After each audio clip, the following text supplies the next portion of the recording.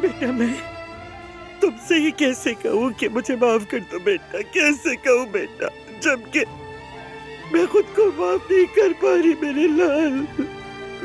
बेटा, बेटा मेरी जान, मेरे बच्चे।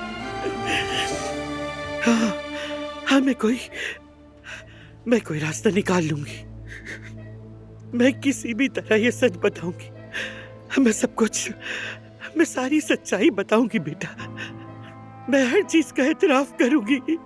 कैसे करूंगी ये नहीं मालूम, लेकिन लेकिन मैं तुम्हें बताऊंगी कि तुम कुदरत के और आयतन के बेटे हो बेटा। कैसे भी, लेकिन बताऊंगी।